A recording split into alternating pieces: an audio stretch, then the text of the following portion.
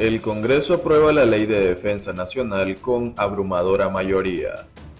Trump amenaza con vetarla, pero quizá no pueda.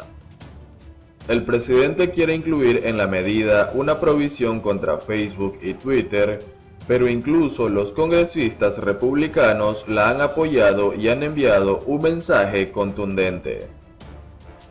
El Senado de mayoría republicana aprobó este viernes un importante proyecto de ley de defensa que establece la política y los gastos del Pentágono para 2021, y que el presidente, el republicano Donald Trump, amenaza con vetar porque no incluye los ajustes que exige para castigar a empresas de redes sociales a las que considera enemigas, como Facebook y Twitter. La votación final del Acta de Autorización de Defensa Nacional o NDAA fue de 84 votos a favor contra 3 en contra, un resultado similar al que logró en la Cámara de Representantes este martes y que sería suficiente para anular un posible veto del presidente.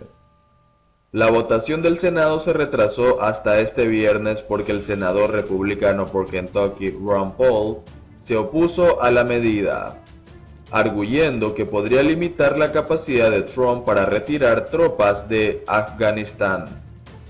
Sus objeciones también amenazaban el proyecto de ley de gastos que mantendría el gobierno abierto hasta el 18 de diciembre. Pero el Senado aprobó este viernes por unanimidad una extensión de una semana de los fondos federales y dar más tiempo para las negociaciones por separado sobre el alivio del COVID-19 y un proyecto de ley de gastos general. La versión de la NDAA, a la que una mayoría de senadores dio luz verde, contempla aumentos salariales del 3% para las tropas estadounidenses y autoriza más de $740,000 en programas militares y construcción. Trump también había exigido al Congreso que eliminara una disposición del proyecto de ley que permite cambiar el nombre de las bases militares que ahora honran a líderes confederados y que finalmente fue aprobada pese a todo. La aprobación de la NDAA se produjo después de que el líder de la mayoría del Senado, el republicano Mitch McConnell, en una inusual ruptura con Trump, instara que se aprobara a pesar de la amenaza del presidente de vetarla. McConnell dijo el jueves que era importante que el Congreso continuara con el historial de casi 60 años de aprobar esta ley. Desbloqueará $740,000 millones para la capacitación, las herramientas y el equipo de vanguardia que nuestros miembros del servicio y empleados civiles necesitan para defender la vida y los intereses estadounidenses. Le dará a nuestras tropas el aumento salarial del 3% que merecen. Mantendrá nuestras fuerzas listas para disuadir a China y mantenerse fuertes en el Indo-Pacífico, añadió. El líder de la mayoría del Senado no abordó la amenaza de veto, pero afirmó que la medida no contiene todas las políticas que a ninguna de las partes le gustaría aprobar, pero se incluye una gran cantidad de políticas cruciales y se excluyeron muchas malas ideas. Trump tuiteó el martes que vetará el proyecto de ley de defensa muy débil, a menos que derogue la sección 230, una parte del código de comunicaciones que protege a Twitter, Facebook y otros gigantes tecnológicos de la responsabilidad por los contenidos que publican. Si veta el proyecto de ley de defensa, el Congreso podría acortar su receso navideño para votar sobre la anulación del veto, dijeron miembros de alto rango de la Cámara. Creo que podemos anular el veto, dijo el martes el líder de la mayoría de la Cámara de Representantes, Steny Hoyer. Espero que no vete, espero que considere y creo que recibirá una presión sustancial de los republicanos de que, ya sabes, no quiero poner en riesgo el proyecto de ley de defensa, declaró. La era de la máxima presión terminó. Estas son las opciones de Biden frente a Cuba y Venezuela. A medida que Biden ha comenzado a formar su equipo de política exterior y seguridad nacional, han surgido algunas pistas sobre la ruta que seguirá. Todo indica más diplomacia y menos beligerancia. Durante 4 años, Donald Trump blandió un gran garrote y aprobó, sin resultados, un vertiginoso número de sanciones contra los gobiernos de Cuba y Venezuela. Si bien es probable que la mayoría de esas sanciones permanezcan vigentes, los expertos dicen que esperan un cambio de tono en la política exterior bajo la administración entrante del demócrata Joe Biden. No van a ver la retórica más grandilocuente y francamente poco realista que hemos escuchado de los funcionarios de Trump, dijo Michael Camilleri, analista de Venezuela de Diálogo Interamericano en Washington, D.C.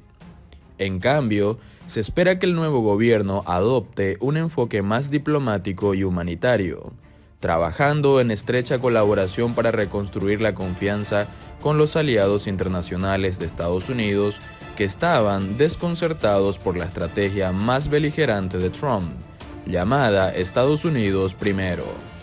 La era de la presión máxima ha terminado. La era de todas las opciones están en la mesa ha terminado, dijo Phil Gonson, el representante con sede en Caracas de International Crisis Group, que busca encontrar soluciones pacíficas a las disputas internacionales. Funcionó para Trump en Florida, simplemente no funcionó para Venezuela, agregó, y señaló cómo el Partido Republicano obtuvo importantes logros políticos en las elecciones de noviembre entre los exiliados cubanos y venezolanos en el sur de Florida. Biden, el hombre de mayor edad en ser elegido presidente en la historia de Estados Unidos, también tiene la ventaja de una gran experiencia en política exterior que se remonta a principios de la década de 1970, incluidas 2 décadas de servicio en el Comité de Política Exterior del Senado y como vicepresidente al lado de Barack Obama. A medida que Biden ha comenzado a formar su equipo de seguridad nacional, han surgido algunas pistas sobre las políticas que seguirá. No es sorprendente que entre los primeros nombrados se encuentren varios exfuncionarios con los que trabajó en el Senado y la Casa Blanca.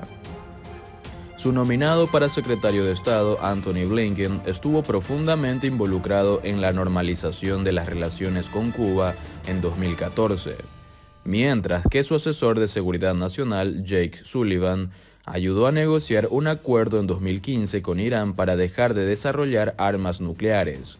Ambos acuerdos ganaron elogios internacionales generalizados, pero los republicanos los criticaron y Trump los desmanteló rápidamente.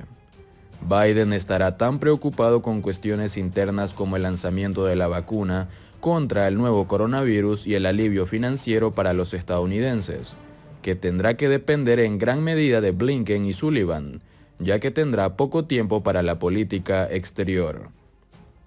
No será una prioridad. El conocimiento de Biden de América Latina y su participación personal en la política de Obama hacia Cuba significa que también es muy consciente de cómo la política exterior puede extenderse a la política interna. Biden tendrá que ser cauteloso. No será una prioridad. Todos vimos la forma en que los cubano-estadounidenses en el sur de Florida votaron hace un mes, dijo Brian Lytle, ex analista cubano de la Agencia Central de Inteligencia CIA. Trump ganó cómodamente las elecciones en Florida, recibiendo un impulso en el sur de Florida de los estadounidenses de origen cubano que abrazaron fervientemente las políticas de Trump para lograr un cambio de régimen tanto en Cuba como en Venezuela. Si bien Biden nunca ha visitado Cuba, su esposa Jill Biden hizo un viaje allí en 2016 y en un video de la Casa Blanca destacó las relaciones culturales entre Cuba y Estados Unidos a través de las artes y el béisbol. Durante la campaña, Biden criticó la política exterior de Trump hacia Cuba y Venezuela. Dijo que aliviaría las restricciones de Cuba y los límites a las remesas que los cubano-estadounidenses envían a sus familias en la isla. Al mismo tiempo enfatizó los derechos humanos y dijo que la represión contra los cubanos por parte del régimen ha empeorado con Trump, no mejorado. Otra posibilidad podría ser levantar las sanciones a los estadounidenses que deseen viajar a Cuba, dijo Mark Feuerstein, exdirector senior de Asuntos del Hemisferio Occidental en la Casa Blanca de Obama. Trump cerró la puerta a todos los viajes excepto a los cubano-estadounidenses con familiares en la isla. Al hacerlo, cortó una fuente vital de ingresos para el sector privado independiente de Cuba. Para prosperar, el sector privado necesita clientes estadounidenses, dijo Feinstein. Biden también podría restablecer un acuerdo entre Cuba y las grandes ligas para permitir que los peloteros más talentosos de la isla sean reclutados, en lugar de salir de contrabando a través de terceros países. Pero cualquier paso adicional probablemente requeriría alguna forma de reciprocidad por parte del gobierno cubano, dijo Feinstein. Sobre Venezuela, Biden argumentó durante la campaña que la retórica sobrecalentada de Trump había creado falsas expectativas de intervención militar o rebelión interna para derrocar al régimen de Nicolás Maduro. En cambio, Maduro se ha vuelto más fuerte, dijo.